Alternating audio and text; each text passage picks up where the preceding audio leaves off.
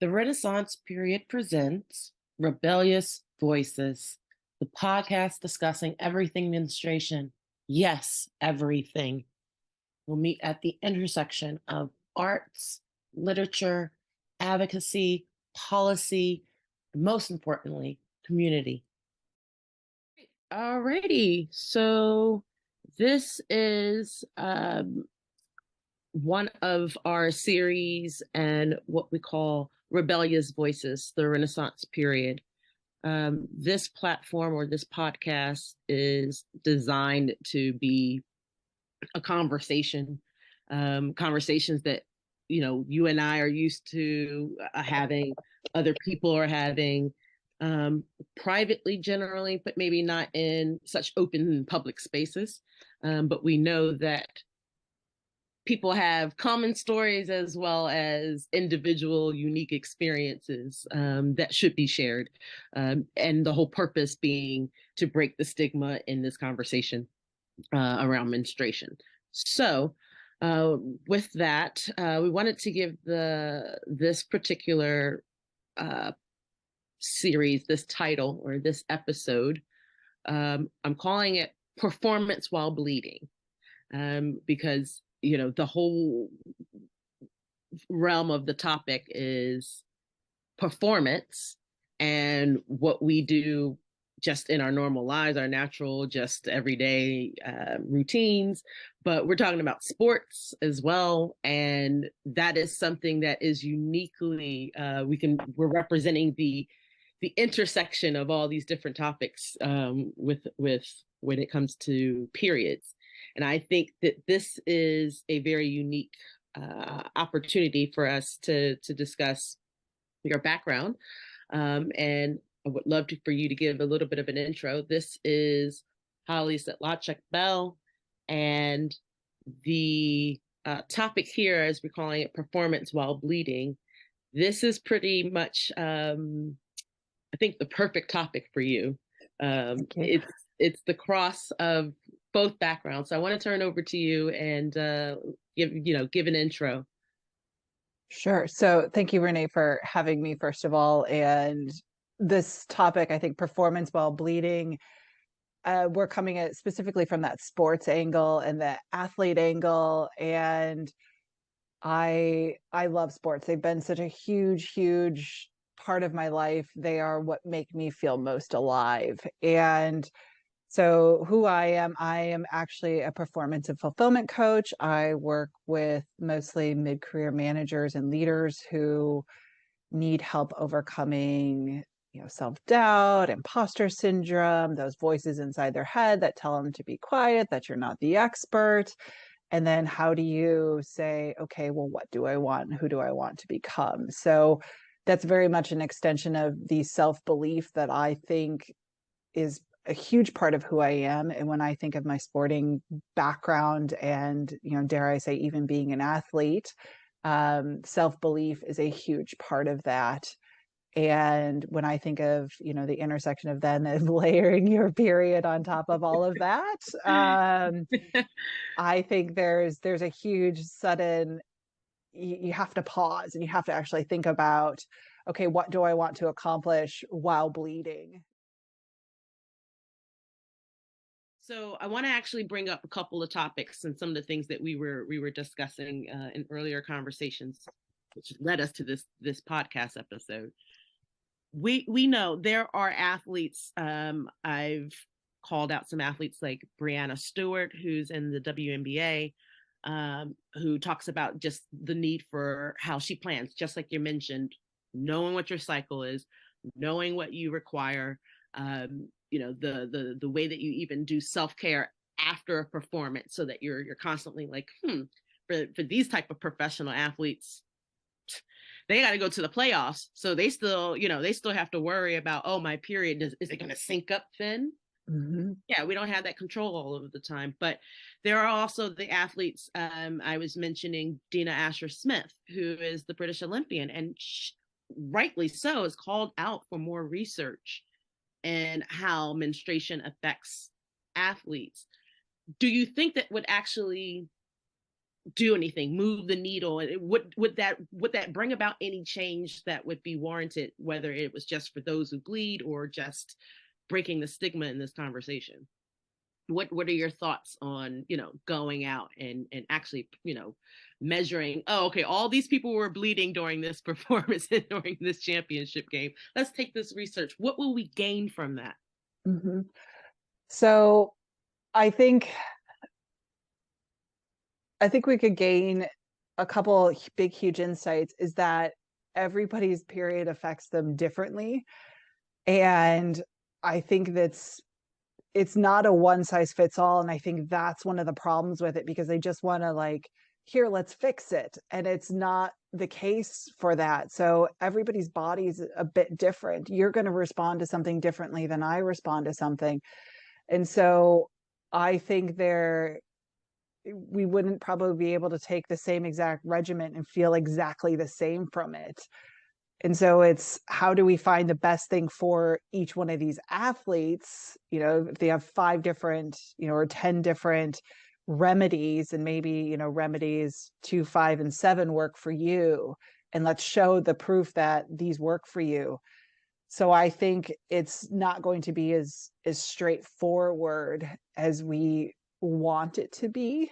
Some of the articles talked about taking ginger. Some of Yeah. them talked about, like, the placebo effect of ice baths, which have, some people say they work wonders, and some people are like, do not make me get in there.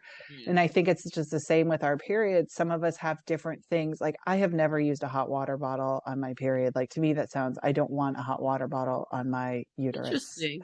Like, but I know so many people are like, I hold on to my hot water bottle. Yeah. Like, so it it's just the individual differences. But I do think what it would show is that if each individual was able to have the expertise and an actual research team and people helping them better understand it, that they would be able to find what works for them. And I think that's what's going to be so hard. It's going to be this one size fits all. And that's Yeah. usually what we want. We want the pill that cures, but that's not what's going to happen. I feel like for periods and menstruation, it's not one size fits all, because there's so many other factors. Like, do you have endometriosis? Yeah. Like, Yeah. what age are you? Have you had children?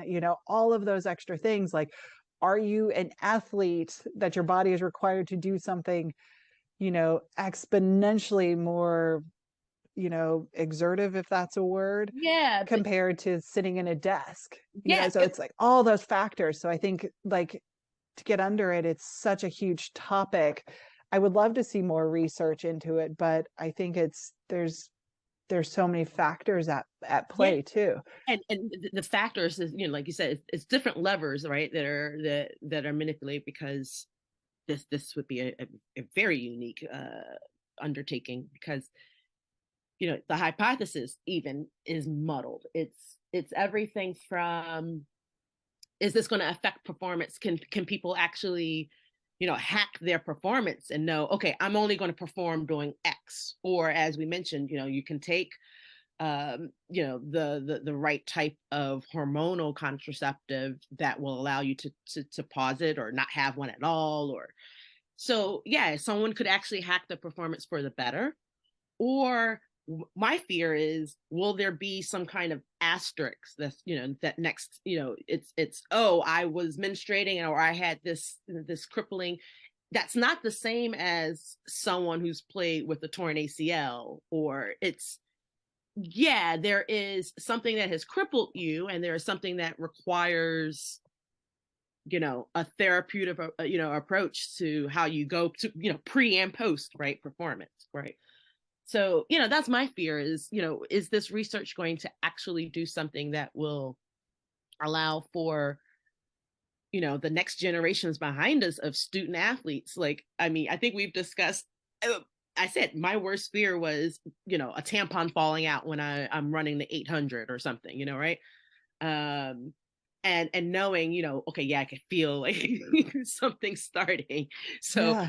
let me go ahead and run off to, I don't remember if it was a home or away kind of situation, but you just remember, like, running off and going to, like, the closest bathroom to go find Yeah. something so that you can go prepare for the next heat or for the next race, right? Yeah.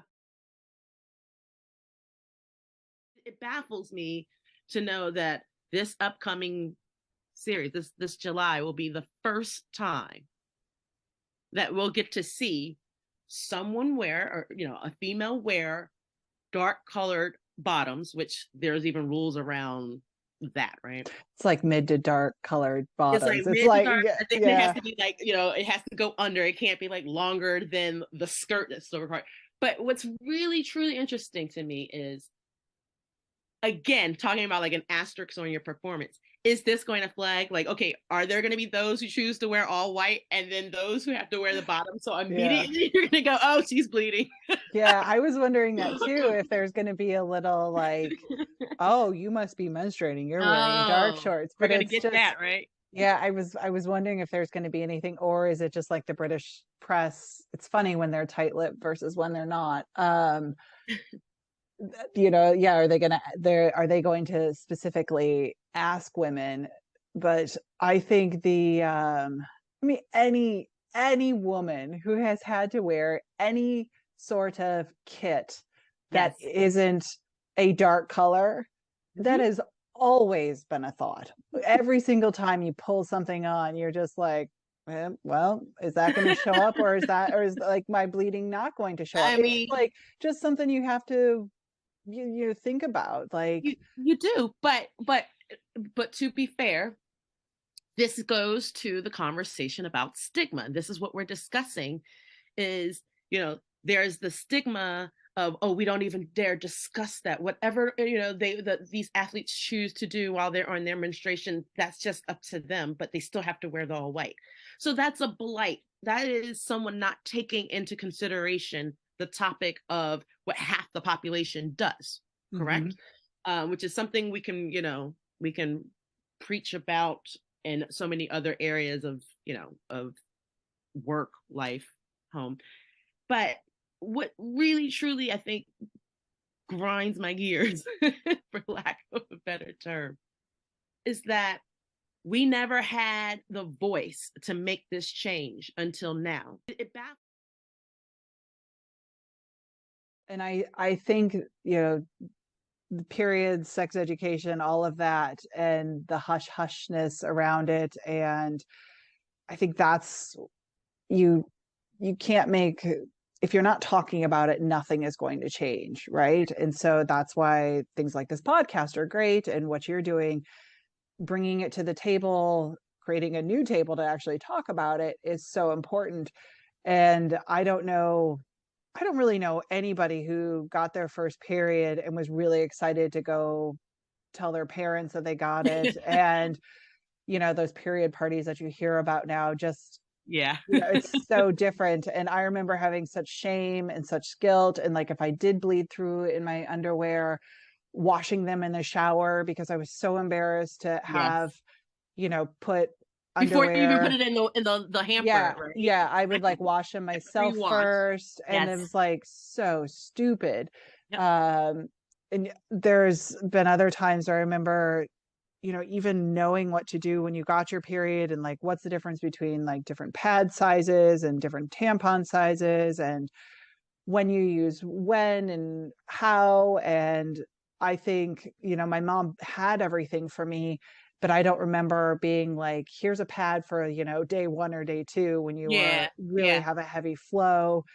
And then I remember also being so embarrassed at school to like open the wrappers to, what, Oh yeah. either the tampons And or then the the pads small, or yeah, whatever.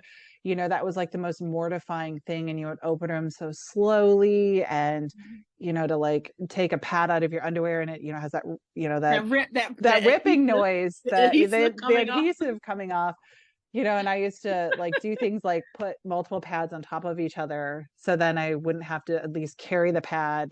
And this is like, this is Wow. obviously like 11-year-old thinking, right? And then so then you're, only ripping the pad off of on top of another pad, instead of having to take one somehow sneakily to the Wow. bathroom and then You having had to a Pez unwrap it. dispenser in your I underwear. I basically had a Pez dispenser in underwear, and you just think about that and how sad it is. The shame and the guilt that I was really trying to save myself from, because it was so hush hush. And and I even wonder, there's even probably women now who are fully grown adults who, you hide your tampon when you're walking to the bathroom. I think Amy Schumer actually has a really good sketch about this where she's like Oh, wow. hiding a tampon like in a saxophone and walking to the bathroom playing a saxophone to just like be like, this is not what I'm doing, guys. I'm playing a saxophone, or it's something very silly like that, where you're just like, this is ridiculous. So on the one hand, and again, I can't remember her name either, the woman who ran the London Marathon and just like bled because that's what we do every month, literally, versus 11-year-old me Pez dispensing maxi pads in my underwear. So yeah, there is an incredible amount of shame and stigma, and unless we talk about it and share these stories and give our younger selves the big hug that we all need. Yeah, I think there's this huge this idea that like, oh, if I do this, this month I have to do it every month. I have to do it for every female. Oh God, it's so hard. It's so overwhelming. And it's like, it's not about you. It's not about you. Just have some empathy. Just be a little nicer. Like, women will take care of themselves. And especially if you give us the little space to do it, like most of us aren't asking for a lot, which is one, a shame. But two, when we do, just being nicer to us, like just have that empathy. And then, not saying that women should or need to pay it back, but like we're already doing our fair share. Generally, we're the ones running. It's just this crazy mentality that if women take a step back, that we're actually like falling back. No, we're literally asking for like 24 hours to just like let my uterus not feel like somebody is pulling it out, like, and has a bowling ball hanging out of it, and I have a migraine that I can't see straight. Like, or you're ovulating boulders. Yeah, like let me just have 24 hours to just like breathe. And guess what? I'll be fine. I just need you to be nice to me. And it's just crazy, like the idea, like this leaning in, stepping back, if I do this for everybody, and it's just like, it's just this like tumble of like crazy thoughts, and it's just like, you don't really have to do anything other than be nice to me. Like, that's it. It's just the understanding, and I think that's part of what we keep circling around is the various ingredients in this pot of misogyny and patriarchy and just the stigma that's there. And I mean, I think about this in the context of, again, thinking about sports. It's like we can see, God knows, if I see another clip where some athlete goes down and like their ankle is now like the opposite way that which they started, that pains, that kills me, but you can stomach it and you can kind of move on. But for some reason, broaching any type of subject about the fact of what goes on with my body because it's blood, let alone what we see in films. So I'm allowed to watch a bloody, gory film, but any semblance of blood coming out and into my underwear, oh, that seems to be like, oh, that's so gross, that's so disgusting. So it's just the education of this conversation, that it is not something that is vile, it is not something that is dirty or disgusting. No, just the lining of your uterus because you didn't get pregnant. That's it. That's all it is. Yeah. So I want to end with this. Can you give us just your piece of advice for yourself? Like, what is your go-to, this is how I'm going to control my period. This is, I'm going to go to this race in April. And if you are happy, what is the mantra, or what do you kind of evoke, for yourself? Yeah. So because I'm somebody who's I'm not taking a birth control or anything that I could, influence, when I get it.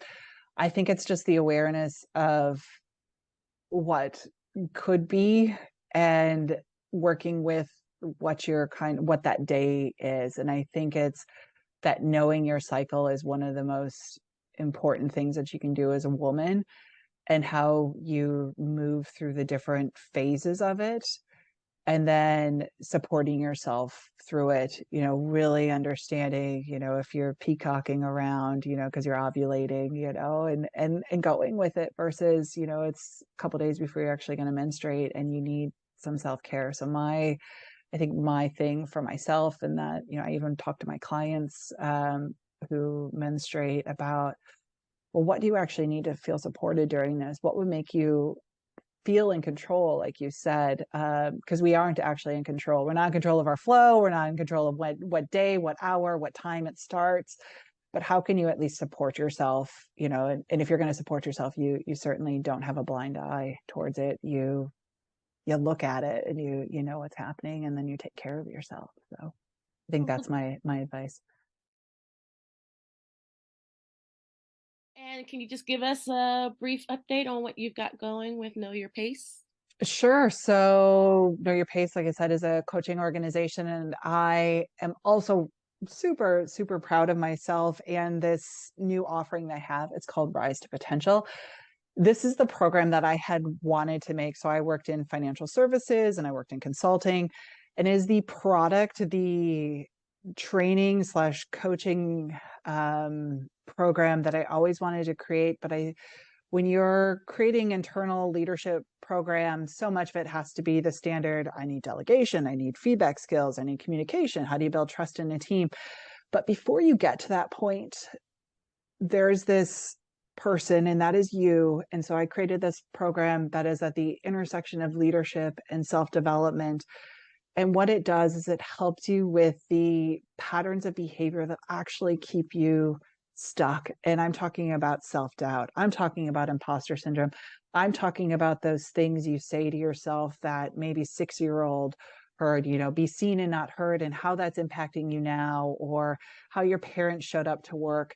And so it's called Rise to Potential. It's 6 modules. I'll be running it throughout the year. We do have one that's starting in this February on the 13th. I'm so super proud of it, and it is exactly what I've wanted to bring to the market since I started Know Your Pace, because that is really what's important. You finding your pace, what matters to you in life, and how do you go after it? That way you can have that fulfillment that, I think all of us really want in our 30s and 40s and 50s and beyond, but we kind of screw it all up because in our 20s and when we've been growing up, we see this busyness and how to get ahead, and we're like, that doesn't work anymore. That doesn't work for me anymore. So Rise to Potential gives you those tools to really get unstuck and become the person, be the leader that you want at work and at home. And I stress both of those because you can't shy away from both of those. Work and home is both important. Well done. Thank you. Liked what you heard? Want to find out more? Or do you just want to throw your radical thoughts into a safe space? Well, here's how you can find these rebellious voices. Remember, this isn't just a revolution. This isn't just a rebellion. This is a renaissance. This is our renaissance.